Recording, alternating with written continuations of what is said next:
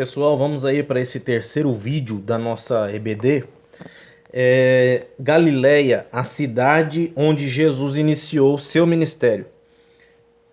Uma fase impressionante do ministério de Jesus se dá na Galileia. É um lugar onde pessoas simples e humildes puderam presenciar o quanto as palavras de Cristo eram poderosas e testemunhar os milagres e maravilhas que ocorriam naqueles dias. Jesus veio para os pobres, humildes. Jesus veio para aqueles necessitados que já não tinham mais esperança de vidas. E Jesus inicia seu ministério ali na Galileia. Foi ali na Galileia onde Jesus também convocou os seus apóstolos, seus discípulos. 11 deles. Havia apenas Judas, que era de Jerusalém. Mas ali foi onde Jesus montou seu ministério, onde ele começou de fato pregar o reino, de fato ele começou a operar milagres, maravilhas. Foi dali até chegar em Jerusalém, onde ele foi julgado para então ser crucificado. Mas nesse período muitas coisas aconteceram, pessoas foram tocadas por aquilo que Jesus fazia. Quantos cegos foram curados da sua cegueira, leprosos foram curados da sua lepra, homens foram libertos de espíritos imundos, crianças foram saradas, né? Jesus ensinou tantas pessoas, alcançou tantas vidas, ressuscitou mortos como Lázaro.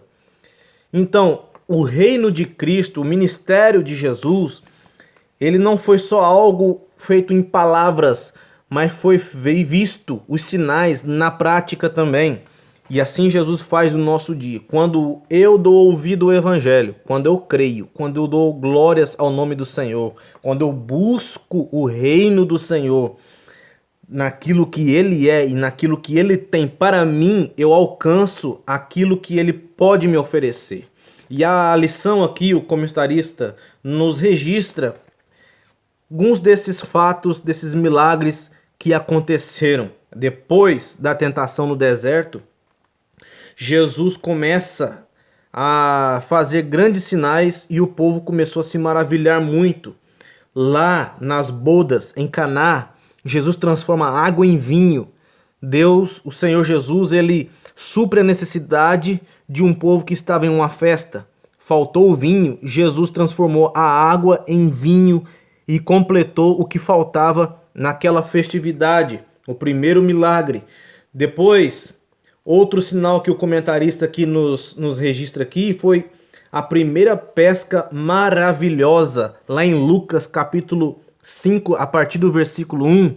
Jesus, depois de os discípulos terem pescado a noite inteira e não ter pegado nada, Jesus pede o barco de um dos discípulos emprestado e começa a ensinar a multidão do barco. E depois que ele ensina, que ele despede a multidão, ele manda os discípulos voltar para o mar alto e lançar as redes novamente. E o que aconteceu? As redes se encheram de tão grandes peixes que elas estavam para se arrebentar. Os barquinhos estavam para ir a pique de tantos peixes, de um milagre tão maravilhoso que o Senhor operou naquele dia. Outro registro aqui que o comentarista nos deixa foi também a cura à distância do criado do centurião.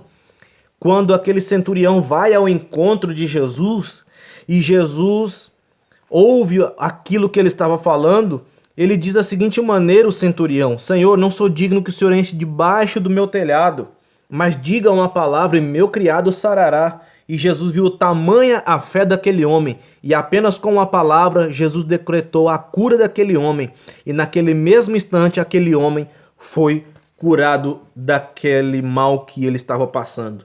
Então Jesus começou a realizar muitos milagres. Eu citei apenas alguns aqui, que o nosso tempo é curto. E isso se dá até hoje. O que nós temos de exemplo na Bíblia Sagrada é para nós vermos e aprendermos que Ele é fiel, Ele é poderoso e Ele pode fazer na nossa vida, em qualquer hora, em qualquer circunstância, em qualquer momento que seja, Ele pode fazer algo por nós. Não tem nada impossível para o nosso Deus.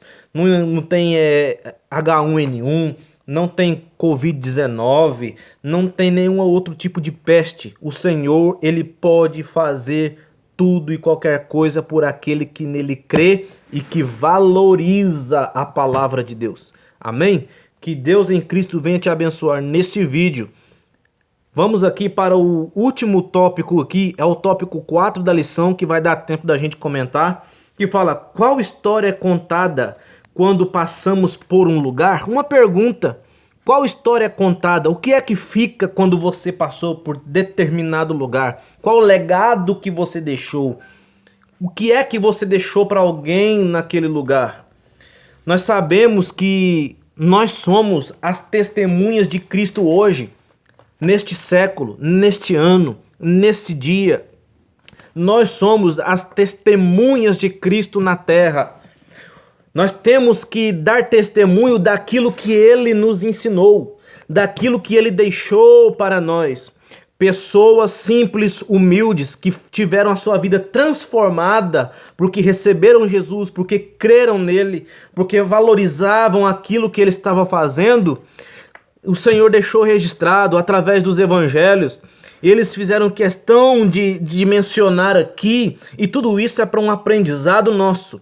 Lição para cada um de nós. Nós devemos valorizar a palavra de Deus, para que onde eu e você passar, nós possamos deixar algo que vai transformar a vida de alguém.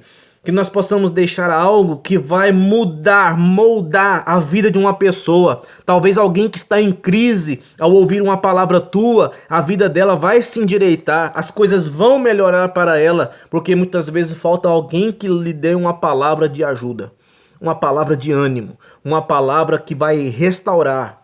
Talvez um casamento que está à beira de um fim precisa de uma palavra, e você, crente, você jovem, você adolescente, você pode ser um alguém nas mãos do Senhor para ser um agenciador de bênção na vida de uma pessoa que precisa. Amém? Que o Senhor Jesus Cristo possa continuar te abençoando, guardando, dando vitória para você, sua casa, sua família, para a igreja, para a nossa sociedade, para a nossa cidade.